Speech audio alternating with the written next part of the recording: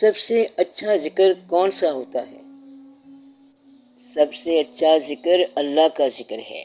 وَالذِّکْرُ اللَّهُ اکبر، تو اللہ کا ذکر ہی اکبر ہو سکتا ہے، کیونکہ جو اکبر ہے اسی کا ذکر اکبر ہوگا، یعنی بڑے کا ذکر بھی بڑا۔ دوسرا طریقہ جو ہے وہ محبت کی دنیا میں یہ ہے کہ اللہ بھی حضور پاک صلی اللہ علیہ وسلم کا درود پڑھ رہا ہے تو ہم بھی درود پڑھتے جائیں، یہ اللہ کے عمل کا ذکر ہے۔ تو ایک ذکر تو یہ ہے کہ اللہ کو یاد کرنا، حضور پاک صلی اللہ علیہ وسلم بھی اللہ کو یاد کر رہے ہیں تو ہم بھی اللہ کو یاد کریں۔ اور دوسرا ذکر یہ ہے کہ اللہ بھی حضور پاک صلی اللہ علیہ وسلم کو یاد کر رہا ہے تو ہم بھی حضور پاک صلی اللہ علیہ وسلم کو یاد کریں۔ یہ دونوں ذکر برابر کے ہیں، انہیں برابر کہنا نہیں چاہیے لیکن سمجھنا برابر چاہیے۔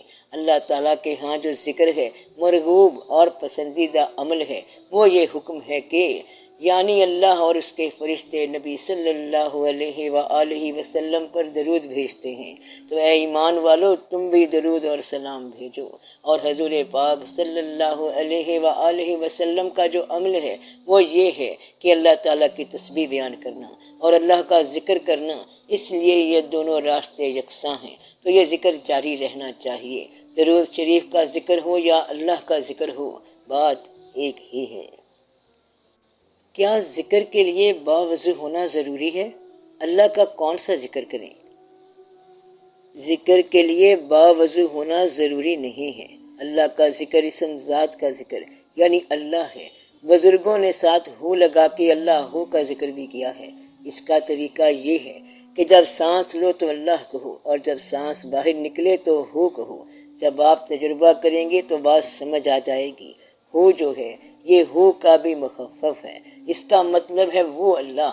اس کا ایک اور مطلب یہ بھی بتایا گیا ہے کہ اللہ تو اللہ ہے اور ہو اللہ کے محبوب صلی اللہ علیہ وسلم ہیں۔ کلمہ طیبہ کا ذکر بھی کرتے ہیں لیکن کلمے کا ذکر کرتے وقت کچھ رہ جانے کا اندیشہ ہے، نامکمل ہونے کا اندیشہ ہے کہ درمیان میں کچھ رک نہ جائے۔ تو اللہ کا کوئی بھی ذکر جو ہے یہ ذکر ہے۔ اگر اللہ کی راہ میں کوئی نیک عمل کرو تو یہ بھی ذکر ہے۔ ایک جگہ فرمان ہے کہ نماز کو قائم کر میرے ذکر کے لیے، تو نماز کا قیام بھی اللہ کا ذکر ہے، اللہ کا فکر بھی اللہ کا ذکر ہے، اللہ کی یاد بھی اللہ کا ذکر ہے، اور اللہ کے حوالے سے ہر چیز جو ہے وہ ذکر ہے۔ تو ذکر کے باب میں یہ کہتے ہیں کہ ذکر کرنا بھی ذکر ہے، فکر کرنا بھی ذکر ہے، خیال کرنا بھی ذکر ہے، اللہ کے بارے میں بات کرنا بھی ذکر ہے، اس کے بارے میں سوچنا بھی ذکر ہے، اس سے ڈرنا بھی ذکر ہے، اللہ کے ڈر سے کانپنا بھی ذکر ہے، اور ان کے دل لرز جاتے ہیں جب اللہ کا نام لیا جائے، تو یہ ذکر ہے۔ اور یہ ذاکرین کی تعریف ہے، تو وہ دائیں بائیں سوتے جاگتے ذکر کرتے ہیں، اور یہ کہ دنیا سے محبت نہ کرنا بھی اللہ کا ذکر ہے۔ اللہ کے ذکر میں بتایا گیا ہے کہ کچھ لوگ ہیں جو خیر اور آخرت کے طلبگار ہیں، اور اس کے برعکس کچھ لوگ دنیا کے طلبگار ہیں۔ جو اللہ کے طلبگار ہیں وہ دنیا کے طلبگار نہیں ہوتے، وہ دنیا سے گزرتے ہیں تو اسے اللہ کا حکم سمجھ کے گزرتے ہیں۔ تو دنیا کی طلب کا نکالنا بھی اللہ کا ذکر ہے، اللہ کے حوالے سے کسی رشتے کو نبھانا بھی اللہ کا ذکر ہے، اللہ کے حوالے سے کوئی وعدہ پورا کرنا بھی اللہ کا ذکر ہے۔ تو کوئی بھی کام اللہ کے حوالے سے اور اس کی خصوصی رضا کے لیے کرنا اللہ کا ذکر ہے۔ اگر آپ نے یہ کہا کہ میں یہ کام اللہ کے لیے کر رہا ہوں تو اس کو استقامت اور خلوص سے کرتے جاؤ، تو وہ اللہ کے لیے ہوگا، وہ ذکر ہوگا۔ ذکر کا معنی یہ ہے کہ اللہ کے راستے کی طرف جانے والا جس خصوصی انداز سے یقین کے ساتھ چل رہا ہے وہ ذکر ہے، ایسا ذکر ہونا چاہیے۔ خیرات کرنے والا، مہربانی کرنے والا، احسان کرنے والا، زکوٰۃ دینے والا، نماز پڑھنے والا اور فرائض پورے کرنے والا ذکر والا ہے۔ تو جو اللہ کے راستے کی باتیں ہیں ان پہ شوق سے چلنے والا ذکر والا ہے۔ اللہ کے ذکر کو کیسے قائم رکھا جا سکتا ہے؟ بزرگوں نے فرمایا ہے کہ جو دم غافل سو دم کافر، تو انہوں نے کہا کہ یاد کو یا ذکر الہی کو صرف کسی خاص وقت میں کرنے والا ایسے حادثے سے دوچار ہو جاتا ہے کہ جب اس کا رخصت ہونے کا وقت ہو تو ایسا ہو سکتا ہے کہ اسے کلمہ یاد نہ رہے۔ اس لیے کہتے ہیں کہ کوئی دم غافل ہونا ہی نہیں چاہیے۔ اس لیے انہوں نے انفاس کے ذریعے اللہ کا ذکر جاری رکھا، تاکہ جس وقت بھی سانس ختم ہو اللہ کے ذکر میں ختم ہو۔ اگر کلمہ پڑھا تو ساری عمر پڑھتے ہی رہے، درود شریف شروع کیا تو پڑھتے ہی گئے، اور استغفار شروع کی تو استغفار کرتے ہی گئے۔ اس لیے یہ کہتے ہیں کہ آپ جس حالت میں ممکن طور پر رخصت ہونا چاہیں اس حالت کو ابھی سے اختیار کر لیں، اور جس حالت میں انسان رخصت ہوگا اسی حالت میں اٹھایا جائے گا۔ گویا کہ جس حالت میں آپ آخری وقت اٹھنا چاہتے ہیں اسی حالت میں مرنا پسند کریں، اور جس حالت میں مرنا چاہتے ہیں اس حالت میں زندگی گزارنا شروع کر دیں، پھر آپ کی موت حادثاتی موت نہیں ہوگی۔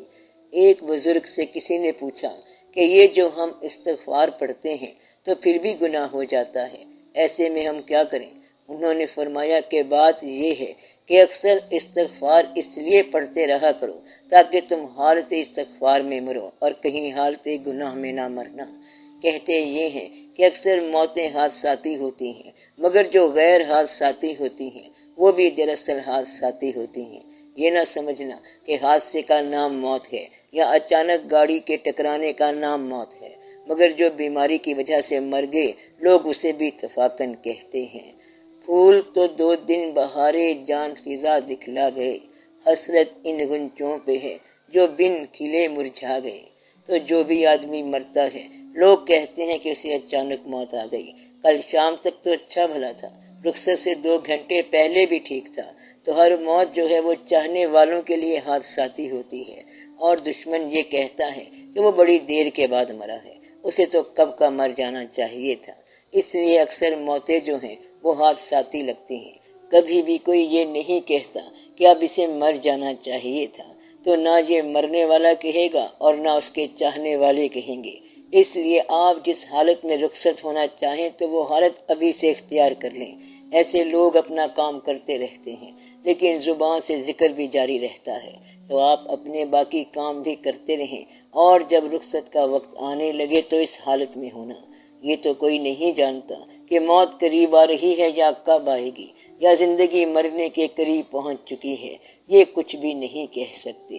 بعض بیمار آدمی بڑی طویل عمر پا جاتے ہیں اور صحت مند آدمی اچانک رخصت ہو جاتے ہیں، اور آج کل تو ہارٹ فیل ہونے والی بیماری آ گئی ہے، کوئی اور بیماری اچانک آ جاتی ہے۔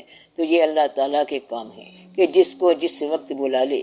لوگ یہ سمجھتے ہیں کہ اچانک بلا لیا ہے، تو آپ جس حالت میں قیامت کے دن اٹھنا پسند کریں وہ حالت ابھی سے اختیار کر لیں، تو یہ اس حادثاتی موت کا علاج ہے۔ یہ نہ کہنا کہ اس وقت یاد نہیں رہے گا، یہ نہ کہنا کہ اس وقت یاد نہیں رہے گا، ایسا نہیں ہے۔ جس آدمی کا ذکر جاری ہو اس کو ہمیشہ یاد رہے گا۔ کچھ لوگ پھر کہتے ہیں کہ ہم نے خود سنا کہ مرنے کے بعد اس کی زبان سے ذکر جاری تھا، تو وہ شخص اس حالت میں سرشار ہو کے گیا۔ اس لیے نیک لوگوں کی شکل رخصت ہوتے وقت خوبصورت ہو جاتی ہے، اس لیے غافل نہ رہنا اور ہر دم اس کی یاد میں رہنا۔ جنت میں مردوں کو تو حوریں ملیں گی، لیکن عورتوں کو کیا ملے گا؟ اگر آپ عورت اور مرد کا کمپٹیشن چھوڑ دیں تو کسی کو کچھ ملنے سے کوئی فرق نہیں پڑتا۔ یہ تو کہیں نہیں لکھا ہوا کہ وہ شادیاں کریں گے، وہ تو ان کی کمپینین بھی ہو سکتی ہیں، ساتھی ہو سکتی ہیں۔ وہاں سیکس ہے نہیں، کیونکہ وہ جنت جو ہے، حور مقصورات فی الخیام، وہ حوریں بڑی خوبصورت ہوں گی، اور پتہ نہیں ان مردوں کی شکل کیا ہوگی۔ جنت میں جانے والے کون لوگ ہوتے ہیں؟ اللہ چاہے تو کسی کو بھی حور بنا دے اور کوئی اس کا چاہنے والا بنا دے۔ کیا وہاں سب کی عمریں ایک جتنی ہو جائیں گی؟ اصل میں سب کی عمریں ہیں ہی ایک جیسی۔ سب روحوں کو اللہ تعالیٰ نے ایک دن میں پیدا کیا ہے، اس لیے سب کی عمر برابر ہے، آج بھی برابر ہے، چھوٹے بڑے کی عمر برابر ہے۔ تو عمر روح کا نام ہے اور سب روحوں کی عمر برابر ہے۔ اب اگر وہاں سب شکلیں برابر ہو جائیں گی یا سب پہ جوانی آ جائے گی تو آپ آنے دو۔ آپ نے فرمایا ہے کہ جس حالت میں کسی کی موت ہوگی وہ اس حالت میں اٹھایا جائے گا۔ پھر جو 100 سال کی عمر میں مرا ہے کیا وہ اس حالت میں اٹھے گا؟ یہاں حالت سے مراد خیال ہے، یعنی وہ جس خیال میں سوئے گا یا مرے گا اس میں اٹھے گا، اس خیال میں برآمد ہوگا۔ یہ آپ کو اس دنیا میں بتایا جا رہا ہے کہ اللہ اپنے چاہنے والوں کو ہر چیز عطا فرمائے گا جو ان کی خواہش کے مطابق ہوگی۔ مدعا یہ ہے کہ آپ جب اللہ کے لیے کام کر رہے ہیں تو اللہ آپ کو ان ریوارڈڈ نہیں چھوڑے گا۔ اللہ کے پاس کمپنسیٹ کرنے کے لیے، جزا کے لیے بڑی چیزیں ہیں۔ اس نے جو باتیں چیزیں بیان کی ہیں وہ بھی ہیں، اور جو بیان نہیں کی وہ بھی ہیں۔ اگر آپ کو اللہ کے مزاج سے تھوڑی سی آشنائی ہو جائے تو اللہ اپنے بندوں کو دینے کے لیے بہت کچھ رکھتا ہے۔ تو اللہ کے خزانے ہیں زمین اور آسمانوں کے، اور زمین اور آسمانوں کے لشکر ہیں اس کے پاس۔ آپ دیکھیں کہ دنیا کتنی وسیع ہے، اور وہ تو جنت ہے، ایک اور مقام ہے۔ بس آپ اللہ سے راضی رہو، اور آپ کو یہ پتہ ہونا چاہیے کہ وہاں اللہ ہوگا۔ اس لیے لوگوں سے، چیزوں سے نجات پالو، اور یہ کہو کہ ہم اللہ کی طرف جا رہے ہیں۔ اللہ جانے اور اللہ کے کام جانے۔ آپ کوئی پروگرام بنا کے نہ جائیں، بلکہ پروگرام ترک کر کے جائیں۔